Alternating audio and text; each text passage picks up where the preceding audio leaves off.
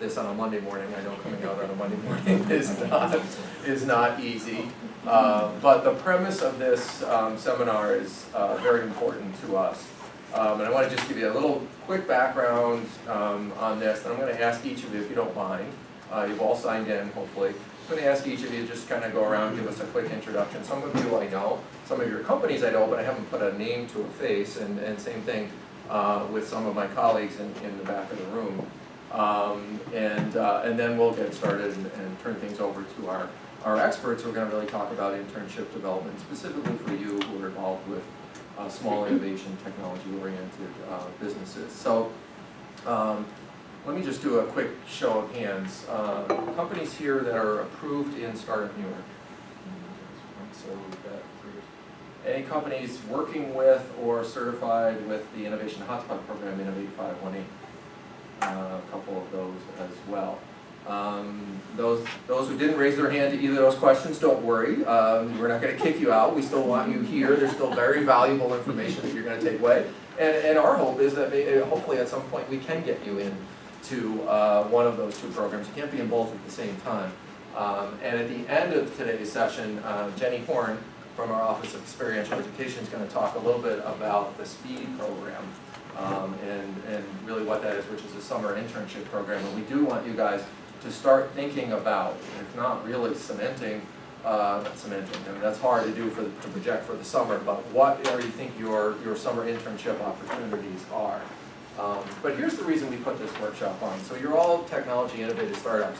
I know the answer to this question. No one's going to raise their hand. Who has a full functioning HR person? Yeah, nobody, right? And as Aaron's going to tell you from Whiteman, Osterman, and Hanna on the legal side, HR is a very fun discipline to be involved in that is very compliance heavy, right? So what we ask when we ask you startups to either partner with us when we are sponsoring companies into Startup New York or working with you to provide mentoring, coaching, and support through the Innovation Hotspot program, one of the things that we're asking in return is that you offer a very unique type of internship opportunity for our students. And not just here at the University of Albany, but any other university that you may be partnered with. Later this afternoon actually is the Empire State Development Startup New York reporting workshop that we're hosting as well. And so we're going to have some of the startups from a number of the other campuses here as well. But one of the things we do is we ask you to take on our students as interns. Well, if we're not educating you as small startup businesses without HR departments, which I just concluded, on how to effectively design and build a legally compliant and mutually beneficial internship program, then shame on us. So that's what this session is for. It's really for you to understand. Now, we're not trying to scare you, so Aaron, don't scare them. Okay. But you provide such a unique opportunity for our students, and I will tell you that we have an ever-increasing student body that is interested in entrepreneurship, that is interested in working in fast-paced, technology-oriented companies. So we really think that we have a robust pool of talent that we can send to you for internship opportunities.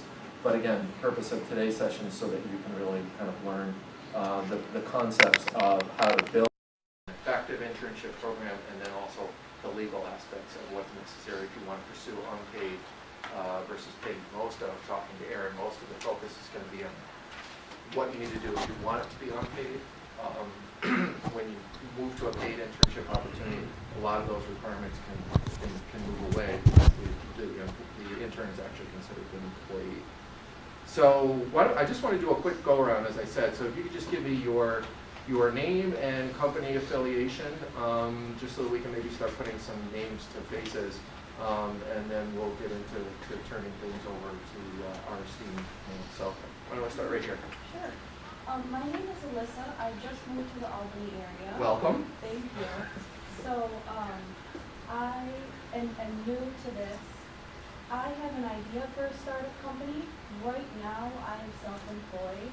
I am a beauty educator and makeup artist and creative director, and I work nationwide. So I'm just looking to possibly, just learn the process of getting interns so I can have somebody do my web design while I'm traveling and out in the field. Exactly. Perfect. Well, I think you'll get a lot out of the workshop. Good morning, is that one? Hello, my name's Emily. I work at an incubator at Albany Medical College, and we have some startups and pre-formed startup lights that I think are going to be taking on interns, and I'm just trying to educate myself for some roadblocks to help them with. I'm Megan Conway. I'm with True Weather Solutions. We are a weather data analytics startup company. We're actually located here on campus. So hopefully we hope to bring in more interns and I'm Kathleen McCarthy from the Intensive English Language Program here on campus. We're not a company, but we do have students who will be coming in looking for internships in the future, so I just want to learn more about them. My name is Amy Fong. I work with Kathleen in the English Language Program, and I'm also with the teams. My name is Steve McMahon. I'm with ExchangeWorks. We're a medical healthcare software company. We deal with electronic medical records and healthcare analytics. And we're a startup New York company.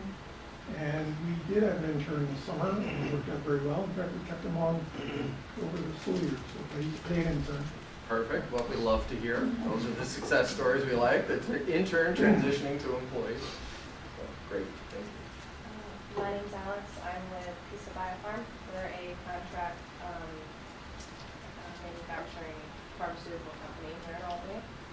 We've been working with New Albany for a while now. We've had some paid interns, so I'm just here to educate myself on the process. Great. My name is Janice Lockman. I am a company called Raymond Byron Machine, or GEN LLC. I invented a nitrogen tire inflation system for vending. So it's a vending machine that you could all these cars left in the company nitrogen tires for roughly $60 to $100. You bring that to a dealer to get it topped off, and basically you wait, and then they don't sell you one. You don't have the charges.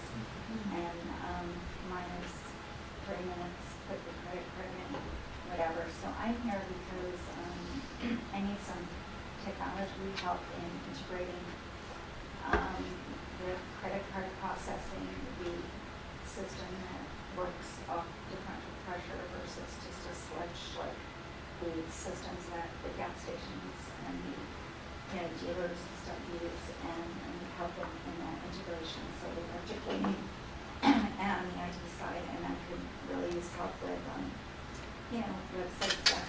I went to college when we were using Fortran as a language, and the cards and the probably the size of this room and server. So it's a little different. Yeah. And So you're going to learn a lot of the legal aspects associated with the internships, but we are more than happy after the workshops to talk to you about how we or make referrals out to our network of affiliated incubator and accelerated programs to see who's the best fit if we haven't already started that process. I actually have a grant with CDG, Great. and that's how I got out about this on Oh, Friday. great. So, Well, glad you came. Hi, I'm Adam Mason. I'm the founder of Center Square. It's a mobile app that is connecting local businesses to consumers by sending them loyalty rewards and discount notifications to their smartphone. And the reason why I'm here is I'm trying to learn about internships and create content for the market. Great. My name is Mike Riley. I'm the owner of Peak Neurophysiology Group. We're an intraoperative neuromonitoring service for hospitals and surgical centers in the area. We're an Innovate 518 hotspot and a member of the Albany Innovation Center, and looking to take on an intern sometime in the future.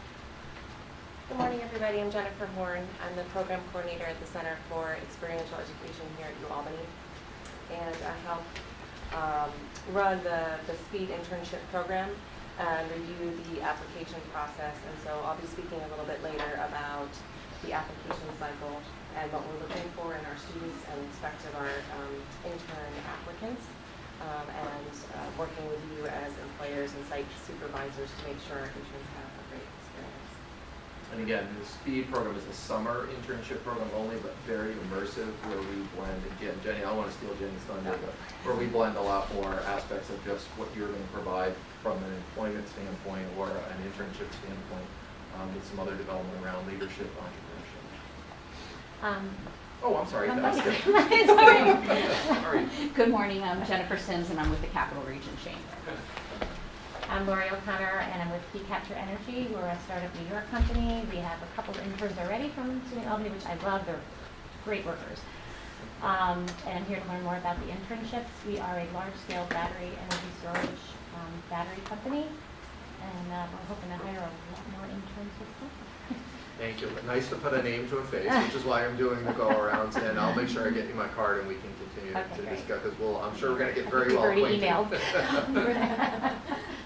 My name is Samuel Meir. I'm a U Albany alumni working on a startup called Campus Pro. We currently have some marketing interns receiving credit through Jennifer's experiential learning department, so I'm here to learn more about how we can enhance that experience for our interns, provide a better program for them. So. I'm Erin Callahan. I'm an associate at Whiteman Osterman in Buchanan, and I specialize in labor and employment law, more on the employer side. So I help kind of all sides employers with onboarding, employee onboarding, and various issues that arise during the employment cycle. Noah Simon, I'm the Director of Career and Professional Development here at the University of Albany. I was speaking a little this morning, and so our office is one that works with students on everything in the internship, job, career exploration process. Hi, Maria Pigeon, Associate Director of Community and Economic Development at the University of Albany, and I work predominantly on Innovate 518, the hotspot program. Good morning, Bob Anasir, Entrepreneur in Residence for Innovate 518. So Bob and Maria are our boots on the ground in terms of really our front line, working with most of you, so I'm sure most of you know who they are. So without any further ado, Noah, I believe you're batting first, right? So I'm going to turn it over to Noah. It's a World Series analogy. The Red Sox won. Bob and I are drowning in our sorrows over another Red Sox World Series victory. But I'm going to turn it over to Noah, as he mentioned, he's director of our Career Services office here. Going to talk more about the non-legal stuff, but really in terms of how to build an effective internship program and what we're looking for at the University of Albany from our faculty and students. Thanks so much, Matt. And thank you so much for having me. As I mentioned, my name is Noah Simon. I'm the Director of Career and Professional Development here. It thrilled me when I heard that Erin was going to be here and I did not have to speak on the legal side. I think that made, and just to make Erin feel even better, I created the most bland, boring PowerPoint I could, so hers would look even that much better. But I'm just going to add in a few points this morning. Just want to talk about a little about these four areas. What's an internship? How's it going to benefit you? How's it going to benefit the student? And I know everyone's here to learn how do you develop that program. Internships are a two-way street. And that's, I think, the biggest thing we need to remember is we have amazing students here. They've had great experiences. I heard it as you went around. But they need, as you bring them on, one, knowing how to recruit them, but two, knowing how to develop them is a real piece of it. And I'm going to do my best with this wheel, but I may run by half. Oh, there we go. So what is it? So an intern, and this comes from NACE. And for those of you who are not familiar with NACE, NACE is the National Association of Colleges and Employers. So when you're working with college career centers, is anyone familiar with NACE? Anyone in NACE? When you're working with college career centers, you will see us use NACE a lot. It's where we get our standards. It is our national governing body. So according to NACE, it's experiential learning that's going to integrate knowledge and theory learned in the classroom with that application and skill development. Ultimately, what we're looking to do in an internship, what we're looking for you to do, is take what they're gaining in the classroom and expand on it. Take some of those skills that they've acquired, whether it be in, I heard, web development, coding, whatever it might be, it's in marketing, and expand on what they're learning. But also, we're going to look for so much more because we look a lot to that internship experience to be that professional development piece that they may not be getting just solely in the classroom. So it's going to give you an opportunity to evaluate talent, give them a chance to grow and help you out. So what makes this experience an internship? It's going to expand on what they're learning in the classroom. They're going to gain transferable skills. When a student comes out of an internship with you, what we want from our end is for them to say, here's this internship. Now, ideally, it was an amazing experience. I heard a couple people say, hey, we brought him back. We brought that intern back. She was great. They were awesome. Wonderful. But when they come out of that internship, if they're not returning to you and they're looking to go on to another organization, do they understand how that skill set that they gained from you is transferable to someone else? You know, a lot of you work in certainly areas that are niche to what you do. But if I wanted to take that, I learned how to interact with senior level professionals. I learned how to help develop a marketing plan, transferable to others. So the intern has learning objectives and goals, and the intern's being supervised and provided feedback, and I can't speak to that one enough. And truthfully, I've had interns in my office. I supervise a team, and I could probably do it better myself. But when you bring on students just to say, here's your project, go do it, have fun, come back to me when you're done, isn't going to work. You know, and I'll talk about that as you develop that internship. But they do need monitoring, they do need feedback.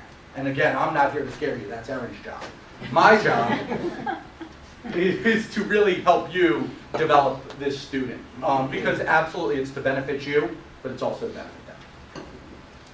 So how does it benefit for you guys, for the employer? Absolutely, it's future talent. It's that opportunity to create a pipeline, to develop future talent. We know, and I've been here about 12 years, I am not an alumnus of this university. Obviously now I am very biased, but the quality and talent coming out of this institution is nothing short of incredible, and I see it every day. I see it there, and I see it in so many other places. It's going to help you increase productivity, and that's what I hear, of course, is understand where you are. You're in that startup phase. You're running 1,000,000 miles an hour in 14 different directions. You need someone who's going to help bring productivity to you. It's going to provide fresh perspective for you. So often we get into what we're doing on a day-to-day basis. Students come with ideas. You say, here's the market I'm trying to reach. You know, maybe it's within social media, maybe it's in other areas, that you're just not hitting the audience you need to hit. And you think you're doing it the right way, but they're saying, look, our students aren't responding to that. You know, candidly, and many are going to say, yeah, I know that. But when I listen to employers talk about Facebook, I see the glazed over look in our students' eyes these days. Because that's not where they're living. So we just had someone come to us and they're like, we're going to push this, we're going to have them use their Facebook logon. And we're like, ooh, that's not going to work. Because the students right away are saying, that's not where we live these days anymore. You know, it's going to increase your presence on campus. For a lot of companies, for a lot of organizations, they'll come to us and they'll say, we want an intern. I say, that's great. Let's help you market it. Let's help you get it out to the students. Let's help you get it present. But your name alone, if I just put an internship up there, and I haven't done anything else, I've never been on campus, I've never talked to anyone, I've never marketed, your name alone doesn't necessarily ring a bell. So it's going to help you. You have a student out there who's saying, hey, I'm interning at this company. It's awesome. Here's what we do. They're educating other students. For some of you, maybe you have someone in your office, maybe you have someone you're working with who's never supervised. It's allowing you to give professional development opportunities to other people. You don't have time for it. Is there someone else who could take on that experience? And ideally, from an idealistic, it's an opportunity to give back. Many of you in this room, I'm sure, got that great first experience through an internship. You remember that opportunity. This is your chance to be on the other side of it. No. Come back. How does it benefit the student? It provides that opportunity to learn for them in a non-classroom setting. We love what they're learning in the classroom, but unless they're able to apply it, they don't necessarily see how it all correlates. It's an opportunity for them to network, which is so critical. You know, the opportunity to learn, to ask questions, to feel comfortable. Look, from the student perspective, how many people, and some of you in this room, and myself as well, you know, I always tell the story. I grew up down in Westchester, went to school way upstate, thought I was going to work in Wall Street. Had I actually taken the opportunity to learn more and have that experience, I would have realized that wasn't where I should be. My guess is some of you have had students come in, talk to you, have the experience, and they were like, thank you for this amazing experience. Now I'm pretty sure what I don't want to do. It's not a negative, but for them it's learning. They don't know. It's going to acquire that. It's going to get their foot in the door. This is critical. So many students have not had feedback. They don't know if they're doing well. We constantly say, you're great, you're great, you're great. But are you giving them candid feedback? constructive feedback, because they have to learn how to take that. Ideally, it's also going to benefit them from learning how to market themselves, from taking their experience with you to say, this is how I market myself. So as much as you're looking for, and we're going to talk about as we develop this, as much as you're looking for someone to help develop your product, you've got to be willing to invest the time to develop them as a product in a sense. You know, they're not just going to walk into your door. The ideal is they walk in, they know everything, and I don't have to do anything. I can be completely hands-off. You can't be completely hands-off. You're just not going to get the experience you want from that.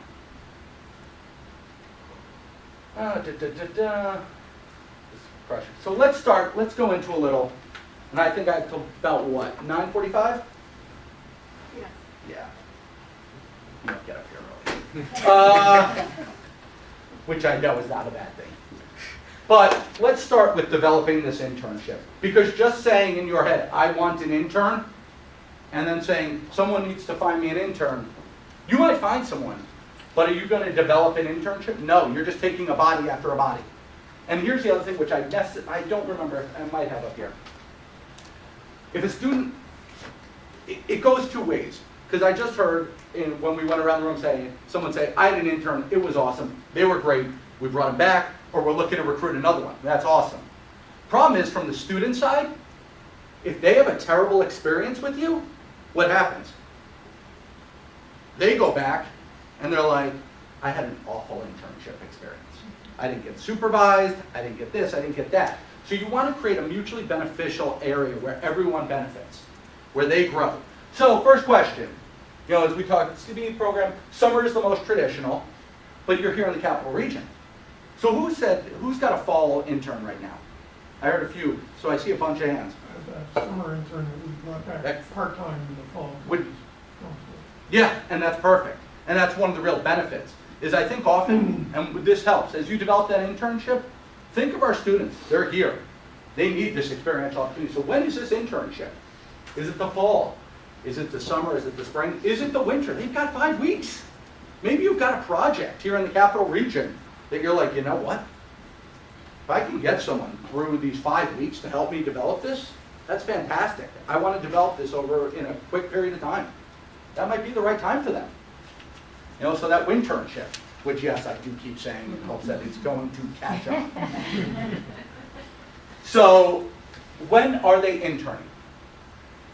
I know Erin's going to speak a lot to the unpaid, and you know, so is this a credit bearing? Is it a paid? Is it an unpaid internship? Yes. In the ideal, students often with the paid is what they're looking for, especially certainly in the summer. Our students need to make money. You know, so it's exploring opportunity. So do I have the opportunity to pay this student? If they're getting credit, it's going to be incumbent upon them. Maybe they're getting it through that program that's run through the Office of Experiential Education. But maybe they can get credit through their own academic program too. And there does have to be very direct ties. It does have to show those learning outcomes that are tied to that individual's major. What are they going to be working on? You can't just say, I want an intern. And no, they are not grabbing coffee. They are not making copies. And if that's what they're doing, they're going to go back and say, I made copies, and I grabbed coffee, and I didn't learn what I wanted to learn. They want real work. The issue is they want real work, but they need to be supervised and developed on how to do it. So what are they working on? Is it one project? Is it a marketing plan? Are they building a model for something? What do you have them actually actively doing? And you're going to have to help set the parameters around what you want them to do. They're going to come to you with great ideas. But you have to have the time to invest to develop that student, to spend time with them. So just out of curiosity, those who've taken interns, how many hours a week roughly are they interning with you? 10? Yeah. How many hours a week are you actually spending with them? Providing feedback and advice and guidance? We actually have one sitting in an office with 2 other full-time employees, so they're picking things up and they're being part of a group kind of with them. Which is a critical piece. It's actually down here. When you think about bringing this intern, they show up day 1. Where are they going? They are deer in headlights. They have no idea what's happening. They showed up on time, and we're thrilled about that. They're there, and they say, what's next? Do you actually have an orientation for them? Because if it's just like, oh, I forgot I have a 9 a.m. meeting this morning, I'll get to you when I get back. I'll be back at 11. Just observe that person. They're like, they're deer in headlights. They want something. Here's your plan. You and I are going to sit from 9 to 10. We're going to go over this whole internship. We're going to discuss the projects I'd be working on. We're going to discuss who you're going to go to feedback. We're actually going to set up that every other Thursday, you and I meet for an hour to discuss your progress. But if they show up day one, and your first thing is, oh, I got called to this meeting, I'll be back in 2 hours, put your stuff down, can they log on to your computers? Do they have access when they show up? Is there parking? All these things that to you are every day now. You get in, you park your car, you pop on your computer, you log in, you go about your day. I have this meeting. When I show up as an intern, think about yourselves, especially on day one. Yeah, by the third week, they're comfortable. But if they show up on day one and they are lost, and you don't help to put them at ease, it's going to create anxiety. Jumping back, do they clearly know who's supervising? Are you supervising them? Do you have the capacity to supervise them in terms of time? Do you have the time to dedicate? Is there someone else in your office who you are saying, you know what, this is going to be a great opportunity? They can supervise them. I can develop them professionally. I can give them those opportunities. But that said, and we are as guilty in my office as anyone. At times we're like, you're going to supervise them. Has that person been actually trained to supervise? Do they know how to deliver feedback? Do they know the protocols? You can't just thrust someone into a supervisory role and assume they're going to know what they're doing. So it's multiple elements. I think, how are they being evaluated? What is going to be their evaluation? Because again, if they're getting credit for this program, then it's going to have to go back to the professor. Was this kid on time? Was this student on time? Did they do the work they were assigned? Were they innovative? What are their measures of success? The same way, you know, and again, you're in your own startups, but what are your measures of success? How are you identifying and measuring what this student's doing on a day-to-day basis or within that project? By the end of this internship, this student will have created a full-on marketing plan that we can take care of. They will have developed this website. And are there progress measures along the way? Because so often we have these students, they come, they sit, they observe, which isn't necessarily always, but they want to get their hands into it. They want to know they're learning and developing. Oh. I don't even know where I put the mouse at this point. What are their learning outcomes? I come out of this internship, I go back and people say, that's awesome. I go home to mom and dad, and I'm like, I got to tell you, I interned at XYZ. Mom and dad say, that's great. What'd you do? What'd you learn? Well, I learned how to develop, I learned this new piece of technology that I didn't even know existed. And I had this amazing supervisor who actually trained me and was so patient with me. I was in an environment where I learned that I could make a mistake, but I learned from failure. What did I take away from this internship? What are my learning outcomes? By the end of 8 weeks, this student is going to be able to write a memo, create a marketing plan, conduct research via this, provide feedback on what are we hoping this student gains from this experience. And again, as I talked about earlier, it's simple to us because it's every day. We actually, truthfully, we just hired in my office. We have a new assistant director starting on November 19th. We are thrilled. It's a fantastic hire. I can't wait for her to start. And then I went back in my head and said, oh dear God, is her computer going to be ready? Have we set up parking for her? Does she know where to go to get her picture ID taken? Do they need a photo ID to get in your building? Do they even know how to get in your building? Because if they show up day one and there's measures to get into your office and they don't have clearance, they're going to start getting nervous. And it's not setting, all these things, just like in your job, it's about small victories. For them, that's a small victory. It was an effortless process to get here, and I was made to feel comfortable, which means I can feel comfortable to contribute right off the bat. But it's the same way. I started thinking, I'm like, new employee, that onboarding process, do we have actual measures? Have we developed a program, a protocol for that? Nope. I was asked, so as you look to hire this intern, you look to bring this on, you have to create a job description for it. And it can be as strict and narrow as you choose, or it can be looser. So, you might say, all I want is a computer science student with a 3.5 or better going in, who's a senior. You can write that job description. It is going to give you a very narrow field of applicants. Or you could say, you know what, let me think about this internship. And I will tell you, I talk to employers all the time who often, and it's up to us too to work with you to help peel back those layers. Because so often it's so easy, candidly, to say, I want this major. Okay, but why? Well, I need them working on marketing plan, whatever. But then you start to think, and I start to ask some questions, and you find there's so many majors that fit the skill set you're looking for. You want to have an opportunity to develop a student. Yes, you want them coming with a specific set of knowledge. And if there is a specific software they need to come in knowing, well, you need to put that in your job description. Because if there's a certain software where you say, you know, you've got to come in knowing that job or whatever it might be, if that's a key component of being successful as the intern, well, saying, I've never worked on it, but I'm eager to learn. Well, if you have time to develop someone in there, my guess is you probably don't. You know, but you can't take someone who doesn't know something, hire them and say, why don't you know this? Especially if they told you, I don't know. So you can write this very broad. This student needs, we need a creative thinker who is innovative, you know, open to all majors. You know, looking for an actively involved student, whatever it might be. Strong communicator. You can use those broad terms. Or you can make it as narrow as you want. You know, of course, I'd love to see it, you know, and this is for my more opportunity for students. We're looking for open to all class years. That's my idea. You know, but I understand. But you've got to write these job descriptions targeted. Because then if I say to you, well, is there certain departments you want us to share this with? Well, no, this is a great opportunity for all students. Good, we're going to market it out. And I should have put this one ahead.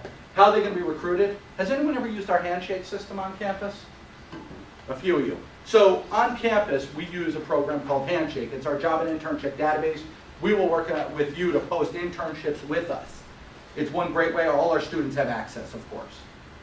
And we're going to say, you know, we can absolutely share this. We can target specific programs and majors that this is going to reach. And when you post in that system, and there's other ways to get your recruiting out. Certainly, we've all worked together. But we're going to want to know who's the audience you're looking to get to. But think about that job description. Think about what you want, but think about what you're willing to invest time in to develop.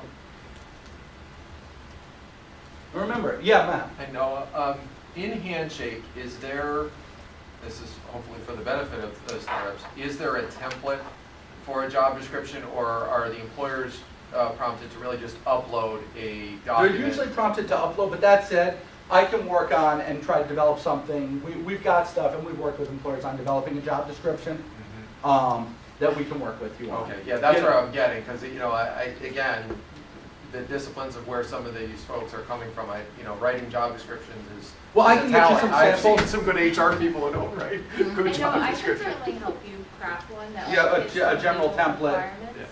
Yeah, okay, yeah. I know, my apologies, I didn't realize we wanted that specific on samples, so no. Because again, there's no one job description that fits all. You know, it depends what you're looking for, and I can even share ones we've recently had. But you really need to think about your needs. You can't, if you're going to target in and say, we only want this major in this year with this GPA, with this skill set, you're going to have a smaller pool. So and the problem is, did the students you're targeting, did they see the opportunity? Are they interested in the opportunity? So the bigger the pool you have, the more opportunities you're going to create. But as you put it to paper, really you've got to know, what do you want?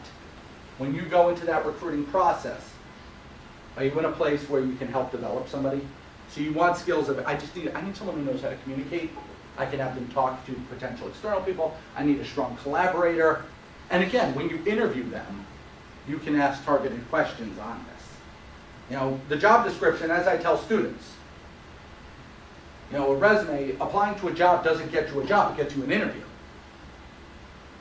So you're going to go through those applicants and say, these are the ones I want to interview. This is who I want to bring in for an interview. And so if I'm a student and I tell you, I know Excel, I've got it down. Well, you can ask me targeted questions on that interview. That's going to help me know. But is Excel something you need? You know, what pieces of technology, what are more of the essential skills that we talk about that are transferable across all fields that you need? Do you need someone who's going to be inquisitive, is a curious learner, you know, is going to ask questions to get you thinking about areas you didn't think about? You know, and that's we are very knowledgeable, but I'll tell you, I have students in my office who work for us.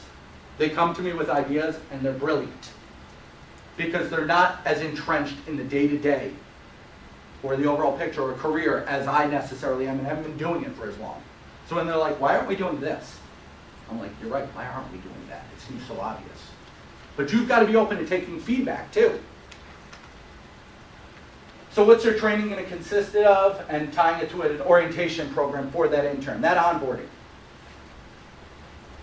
If this intern truly understands how they're going to be measured, how they're going to be evaluated, how they're going to be, what their outcomes are, it's going to be a better experience for them. If they show up and there is confusion and you're not there, they don't want to be micromanaged. They do not want to be micromanaged. They want that freedom to be independent, to work in teams. They love working in teams. They want feedback. You know, I have people on my staff who are like, you need feedback. We all need feedback. And we all want to be told we're doing a good job. And if we're not,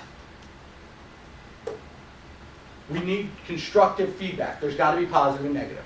So you've got to understand, have I ever actually supervised anyone? So that's all part of that training. Time goes quicker than you think. But it's a great opportunity. It's a great opportunity for you. It's a great opportunity for the student. But it has to be thoughtful. It has to be intentional. There has to be a process to it. And there has to be the opportunity for both sides to learn. With that, do I have any questions? Questions, eventually. No. What question? Yes. How do you, feedback goes both ways, but how do you get candid feedback from your interns, and how do you provide feedback that's not positive? How do you provide feedback that's not positive, and how do you get candid feedback?